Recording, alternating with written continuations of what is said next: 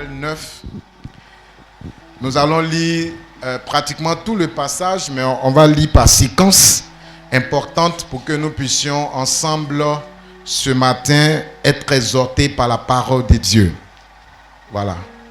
On va commencer le verset 1 jusqu'au verset 6. Après, nous allons aller, pour ceux qui projettent, au verset 15 jusqu'au verset 22, mais toujours dans 1 Samuel 9. Donc, on commence par le verset 1.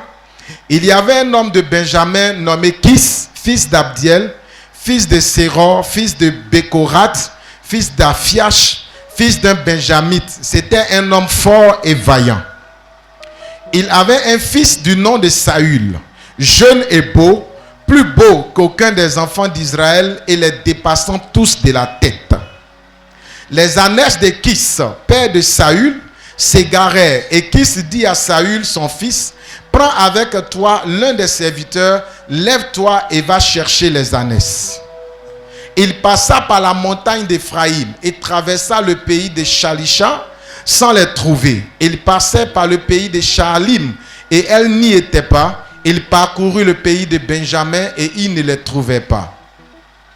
Ils étaient arrivés dans le pays de Suph lorsque Saül dit à son serviteur qui l'accompagnait, « Viens, retournons, de peur que mon père, oubliant les annexes, ne soit en peine de nous. » Verset 6.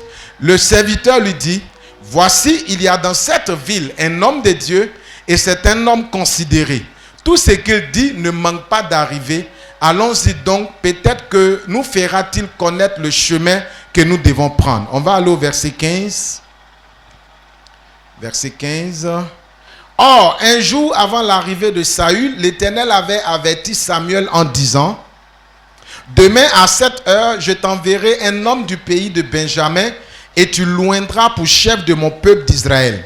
Il sauvera mon peuple de la main des Philistins, car j'ai regardé mon peuple parce que son cri est venu jusqu'à moi. » Lorsque Samuel eut aperçu Saül, l'Éternel lui dit, « Voici l'homme dont je t'ai parlé, c'est lui qui régnera sur mon peuple. » Saül s'approcha de Samuel au milieu de la porte et dit, « Indique-moi, je te prie, où est la maison du voyant. » Samuel répondit à Saül, « C'est moi qui suis le voyant. Monte devant moi au haut lieu et vous mangerez aujourd'hui avec moi. Je te laisserai partir demain et je te dirai tout ce qui se passe dans ton cœur.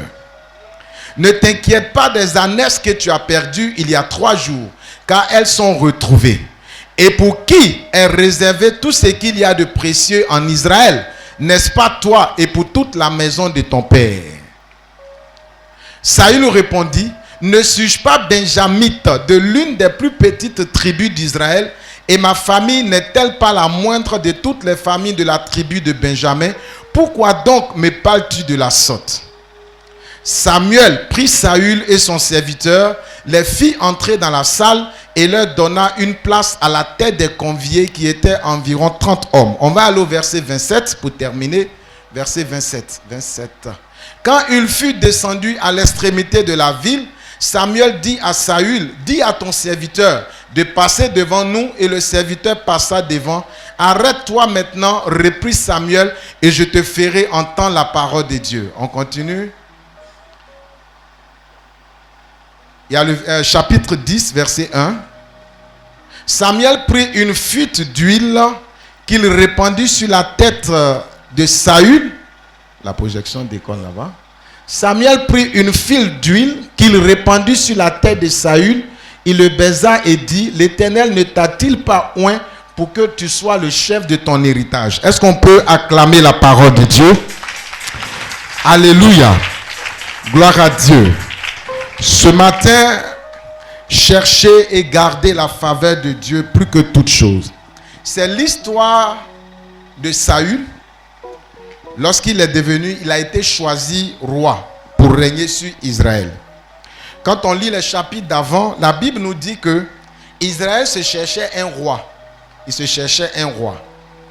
Israël voulait qu'il y ait un roi. Et il cherchait un roi. Mais il ne savait pas comment le roi allait venir. Mais Dieu, dans sa souveraineté, il connaissait déjà qui allait être roi. Alléluia. Donc c'est l'histoire, comment Saül est devenu roi. La Bible dit, premièrement, que Saül surveillait les ânesses de son père, qui s'appelait Kis, et à un moment donné, les ânesses sont perdues. Comment il s'est arrangé, on ne sait pas. C'est mon premier point, comme je l'ai dit, je n'ai pas pu donner à la projection. C'est, on peut avoir un problème à tout moment. On peut avoir un problème à tout moment. Quel que soit qui nous sommes, que nous soyons non chrétiens ou chrétiens, nous pouvons avoir un problème à tout moment. Nous pouvons avoir une situation à tout moment.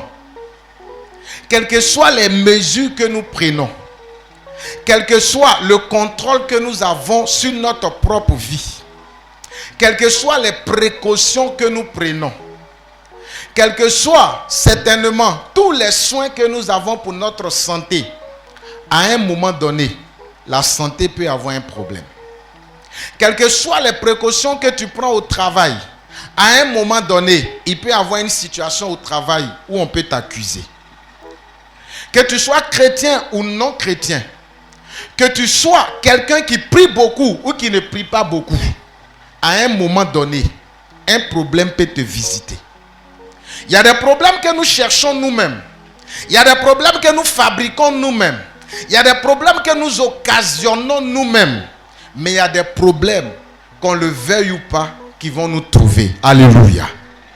Quels que soient tous les moyens que tu réunis, quelle que soit l'intelligence que tu as pour dévancer certains problèmes, que tu le veuilles ou pas, il y a des situations qui vont te trouver un jour.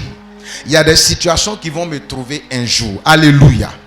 Et ces situations-là, quelle que soit ta force, quelle que soit ton intelligence, comme je l'ai dit, quelles que soient tes précautions, quelles que soient toutes les mesures d'hygiène que tu suis, quel que soit le sport que tu fais, à un moment donné, Dieu peut permettre qu'une situation arrive dans ta vie. Alléluia.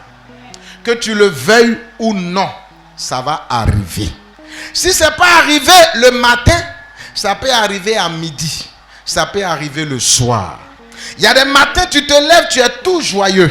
J'ai l'habitude de dire, par rapport à mes activités, qu'un seul coup de fil, souvent, ça c'est mon cas, un seul coup de fil, tu peux te lever le matin, il y a des fois même tu peux traîner à la maison. Tu peux traîner parce que, tu peux dire, je n'ai pas besoin de rendre compte à quelqu'un. Mais un seul coup de fil peut faire que toute ta journée se mélange. Ce n'était pas prévu la veille. Ce n'était pas prévu dans la nuit. Ce n'était pas prévu quand tu t'es levé le matin. Mais un seul coup de fil peut venir mélanger toute la journée. Et c'est pareil dans notre vie. Dans tout ce que nous faisons, dans tout ce que nous entreprenons, dans tout ce que nous cherchons à réaliser, à un moment donné, il y a une situation qui peut apparaître. Il y a une situation incontrôlée. Il y a une situation qu'on ne mesure pas. Il y a une situation qu'on n'a pas la possibilité de pouvoir guider, qui peut intervenir dans notre vie. Et une situation pareille est arrivée dans la vie de Saül et de son père. Alléluia. Peut-être on dira qu'ils n'ont pas été prudents. On dira certainement ils n'ont pas veillé comme il se doit.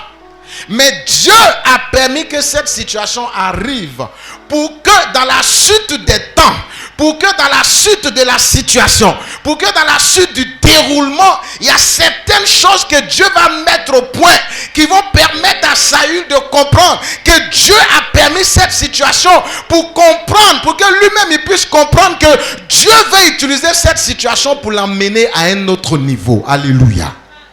Au début, quand la situation se produit, au début, quand la situation arrive, quand la situation se déclare, bien-aimé, tu n'as pas la possibilité de savoir les causes et les raisons. Tu n'as pas la possibilité de comprendre pourquoi cette situation est en train de se créer, pourquoi cette situation est en train d'arriver. Tu n'as pas la possibilité de savoir comment elle va se terminer, mais tu es seulement et seulement dans la situation. Alléluia. Et en ce moment, tu te rends compte qu'il y a un problème. Alléluia. Tu te rends compte qu'il y a une situation qui a besoin d'être réglée. Saül s'est rendu compte que les ânes de son père étaient perdus. Et la Bible dit, il a commencé à chercher les ânesses. Il a commencé à parcourir des territoires. Il a commencé à parcourir des lieux. Il a commencé lui-même à réfléchir. Quelle est la méthode que je peux mettre en place? Certainement pour retrouver les ânesses de mon père. Et si ces ânesses-là ne sont pas retrouvées, quelles seront les conséquences? Il a commencé comme nous tous à se poser des questions. Certainement ce matin tu es là. Il y a un problème qui t'a touché. Il y a un problème que tu rencontres. Il y a une situation que tu as tout fait pour ne pas que ça arrive, mais cette situation est arrivée et actuellement tu te demandes qu'est-ce que je vais faire pour trouver la solution, comment cette situation va se dérouler dans la suite, quels sont les moyens que je dois mettre en œuvre. Je voudrais te dire ce matin, c'est vrai, tu réfléchis par ton intelligence, mais Dieu a permis que ça arrive, tu ne peux pas faire autrement. Et pendant que tu es dedans, c'est normal que tu cherches des solutions. C'est normal que tu cours ça et là. C'est normal que tu ailles à l'hôpital. C'est normal que tu interroges des experts. C'est normal que tu interroges des sages. C'est normal que tu interroges certainement des personnes qui sont déjà passées par là. Mais je voudrais te dire, comme pour Saül, certainement les moyens que tu mettras en œuvre, il y a un moment où tu te rends compte que ces moyens sont limités. Tu te rends compte que ces conseils ne peuvent pas te donner la solution. Tu te rends compte, malgré toutes tes forces, ces solutions ne sont pas encore là. Malgré tous tes moyens, ces solutions ne sont pas encore trouvées. Il y a un moment, Saül a été confronté à cela. Il a cherché. Certainement, tu cherches des solutions depuis là. Tu te poses des questions les nuits. Tu te poses des questions les soirs. Tu te poses des questions les matins. Tu te poses des questions, mais comment je pourrais trouver la solution? Au point où d'utiliser des moyens qui dépendent de toi. C'est normal parce que tu cherches la solution. Au point d'utiliser des moyens qui dépendent des hommes. Au point d'utiliser des moyens certainement où tu penses que c'est en ce lieu. Tu penses que c'est ce groupe de personnes. Tu penses que c'est cette personne privilégiée qui pourra me donner la solution. Mais certainement, tu pourras arriver à un carrefour comme Saül où tu diras, c'en est de trop, j'ai envie d'abandonner. Peut-être ce matin, tu es là, tu te dis, j'ai trop cherché la solution, je vais abandonner. Tu es arrivé au carrefour où ce matin tu veux dire, c'en est de trop, je ne veux même plus chercher. Que cette situation, si c'est venu pour me tuer, si c'est venu pour me détruire, si c'est venu pour m'anéantir, que cette situation puisse le faire. Alléluia. Peut-être tu es là ce matin, tu te dis qu'il n'y a plus de solution. À un moment donné, Saül a pu dire à son serviteur, arrêtons de chercher. Arrêtons de chercher, c'est des ânesses. Ça ne fait rien, retournons nous-mêmes. Notre vie est meilleure que les ânesses. En réalité, il était en train d'abandonner. En réalité, il était sur le point de lâcher. Il était sur le point de dire, c'en est de trop. Peut-être tu as tellement cherché, tu as tellement fait des efforts, tu t'es tellement battu, tu as tellement essayé tellement de solutions, et que ce matin tu es arrivé comme Saül de dire, c'en est de trop. Je ne veux plus consulter quelqu'un, je ne veux plus parler à quelqu'un, je ne veux plus chercher des solutions, parce que jusque là, ça fait combien de temps je cherche? Mais jusque-là, je n'ai rien trouvé. Mais je voulais te dire qu'il y a la solution de Dieu. Alléluia.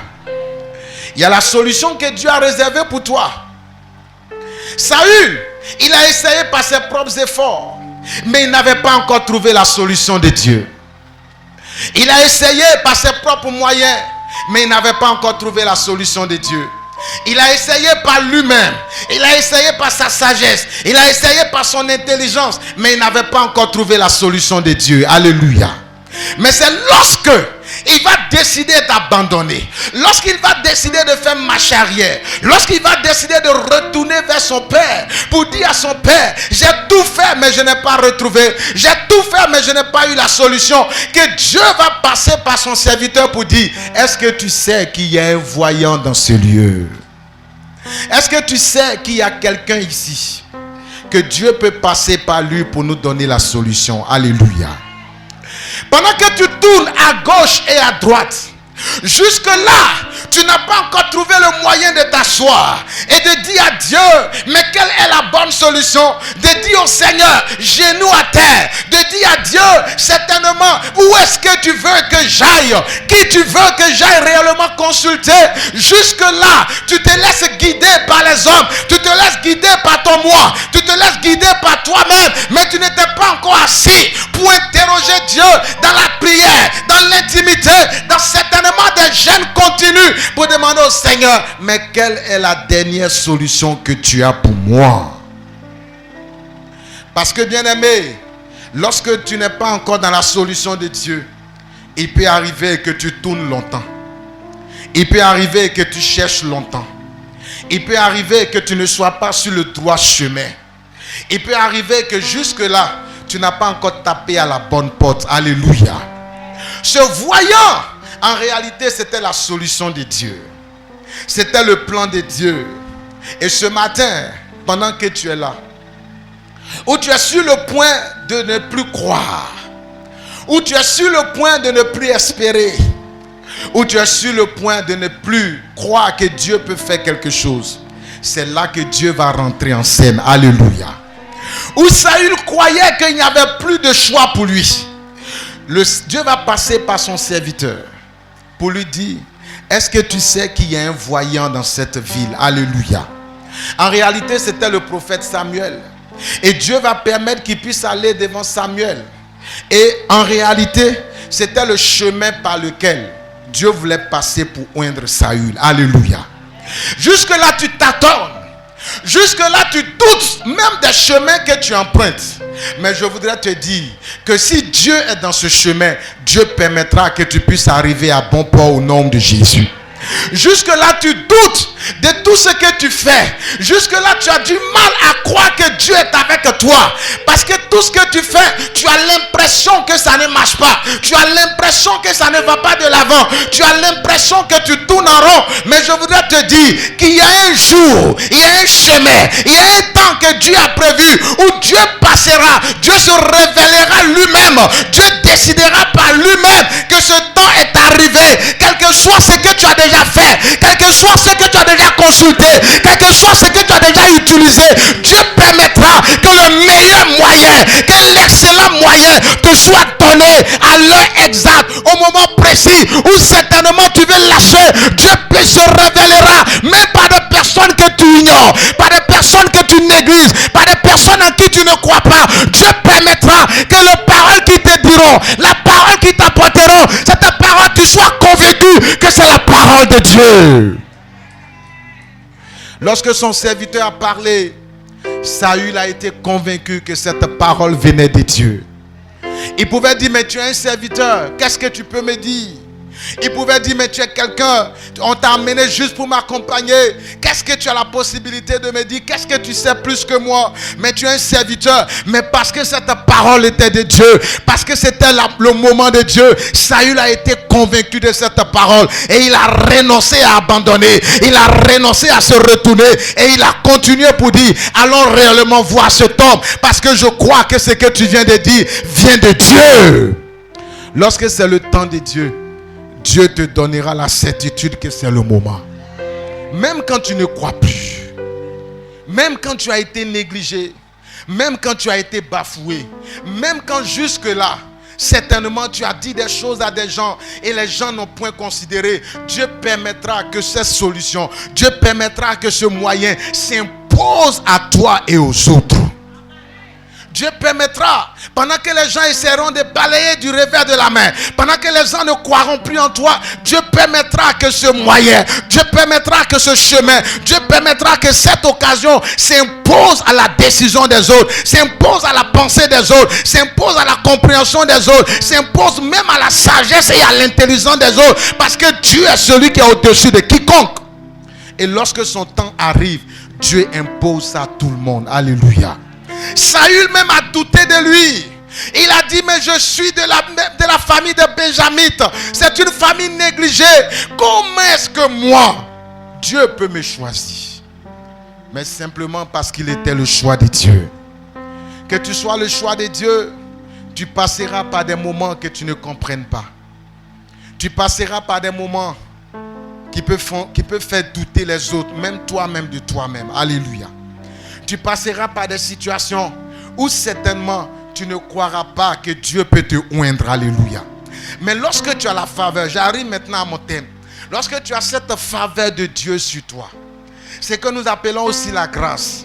À un niveau élevé que nous pouvons appeler l'onction. Lorsque tu as ça sur toi, ça ne dépend pas d'où tu viens. Ça ne dépend pas d'où tu vas. Ça ne dépend pas de qui tu es. Mais ça dépend de Dieu seul. Alléluia. Lorsque tu as cette faveur de Dieu sur toi, quel que soit là où on te malmène, quel que soit là où on te met, Dieu permet que cette faveur ressurgisse. Dieu permet que cette faveur encore puisse être encore restaurée. Dieu permet que cette faveur soit encore revue. Dieu permet que cette faveur soit réentretenue. Et ce n'est pas l'homme qui entretient, mais c'est lui-même par son esprit. Ce n'est pas l'homme qui va entretenir cette faveur. Aucune huile autre ne peut entretenir cette faveur, mais c'est seulement la grâce et la faveur de Dieu. Tu peux utiliser tout ce que tu veux. Tu peux porter tous les habits que tu veux. Tu peux porter l'excellence des parfums que tu veux. Ça n'entretient pas la faveur de Dieu. Cette faveur dépend de Dieu seul. Et Dieu seul l'entretient sur la vie de chacun de nous. À un moment donné, tu peux être dans des situations. Tu peux être dans des lieux qui n'ont pas de valeur. Mais tant que la faveur de Dieu est sur toi, Dieu permettra que cette faveur ressurgisse. Et les gens verront cette faveur sur toi. Cette faveur ne peut jamais être cachée. Elle peut un moment, certainement, on peut essayer de l'étouffer. On peut essayer un moment, certainement, de la cacher par les hommes. Mais Dieu révélera toujours cette faveur. Et si tu la cherches et tu la gardes, si tu l'entretiens avec Dieu, non pas par le moyen des hommes, non pas par le moyen des choses physiques, mais des choses qui dépendent des hommes, des choses de ta propre force, mais tu l'entretiens avec la grâce, tu l'entretiens avec la prière, tu l'entretiens avec l'onction de Dieu, Dieu permettra que cette faveur ne s'épuise jamais au nom de Jésus. Que Dieu te bénisse ce matin. Et que la grâce et la faveur de Dieu reposent sur ta vie. Et que tu la gardes à jamais au nom de Jésus. Alléluia.